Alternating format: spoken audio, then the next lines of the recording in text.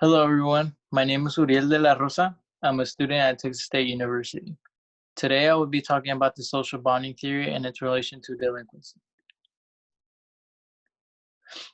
Here's a little introduction about what the social bonding theory states, but the main takeaway from this should be that the social bonding theory aims to explain why certain individuals do not commit crime as opposed to other criminological theories that aim to explain why individuals do commit crime. This theory states that individuals with strong social bonds will engage in pro-social behavior as opposed to individuals with weak social bonds who will be more inclined towards antisocial behavior. And I will elaborate a little bit on that towards the end. But the book that I used to really dive into this theory is called Last Chance in Texas by John Hubner. This book is about juveniles who were sent to the Giddings State School for all sorts of crimes, anywhere from misdemeanors to all the way to murder. And it basically an account of their stories and what led them to their criminal behavior. Attachment is one of the four components to the social bonding theory. It it includes family, community, and friends. Elena was one of the juveniles who was sent to the Giddings State School. She experienced all sorts of trouble whenever before she got sent there. She was abused by her dad, and her mother was really absent in her life, and not absent in terms of physically absent, but more so emotionally. She never really listened to her. She was always working, and she was just never there for her whenever Elena needed her. To make matters worse, Elena's family was also had a long history of crime and violence, particularly gang violence. She is an example of a weak attachment bond. She was really never attached to her parents, as you can see why. She never had any attachment to her community. She never really had any friends apart to those who were involved in the gang. But once something goes wrong, you know how easily some people can fold. But um, yeah, she actually got involved in a gang herself.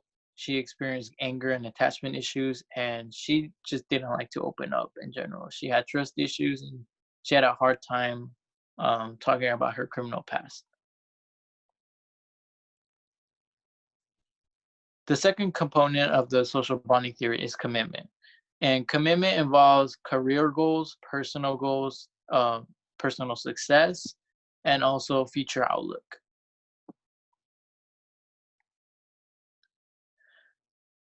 Francisca was actually an individual who was not sent to the Giddings State School. She was the sister of Elena.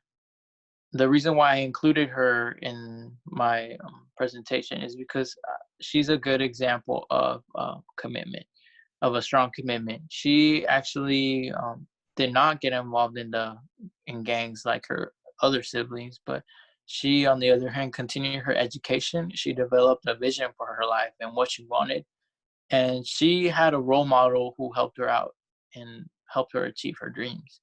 She broke away from the family norm and created her own path, and I think that's a good testament of what a strong um, commitment can do to a person. It can establish boundaries, and it can set limitations to certain types of behavior.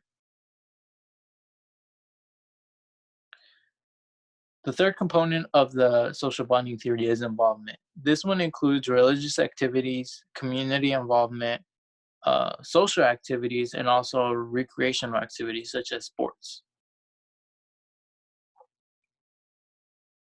Ronnie initially was an example of weak involvement. When before he got sent to Giddings, he was not involved in anything. He didn't like going to school. He skipped often, and whenever he wasn't at school, he was on the streets committing crime or and dealing drugs. He had an absent father and a distant mother who was in and out of his life, kind of like at her own pleasure. And she was involved in drugs and kind of got Ronnie involved in drugs. And he just didn't have a positive outlook to his life. That wasn't until he got sent to Giddings where he got involved with the school football team. This changed his whole demeanor. He became a whole different person. He developed a sense of involvement where he felt like he belonged. He socialized with his peers. He even made some friendly relationships with the other juveniles, and he engaged in conforming behavior. He finally listened to orders. He followed rules, and it gave him something to look forward to. So it kind of made him see that there was more to life than just pain and crime. The last component of the social bonding theory is belief. This one is made up of honesty, fairness, morality, and a sense of responsibility.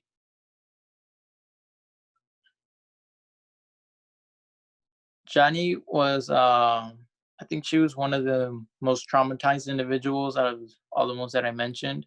She experienced lots of emotional trauma as a child. She had trouble empathizing with anyone and everyone. And sometimes she experienced psychopathic like behavior where she understood happiness and sadness, but she couldn't really like feel it.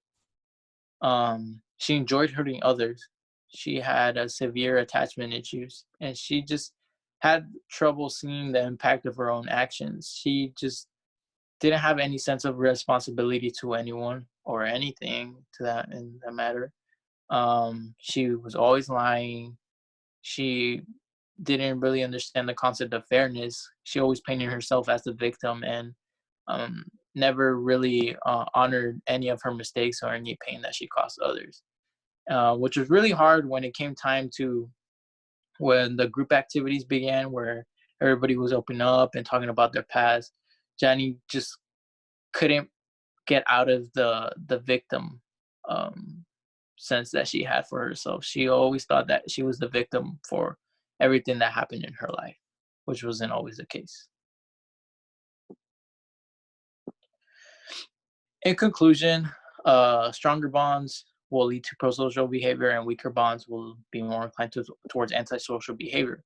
I want to point out that weak bonds doesn't necessarily mean that someone will become a criminal, that they will be a psychopath, but it just means that they'll be more inclined to engage in antisocial behavior as opposed to those individuals who have stronger bonds in a sense, a better sense of belonging and a better sense of commitment to their family, community, and stuff like that. Also, I would also like to point out that Capital Offenders was a program that was implemented there at Giddings.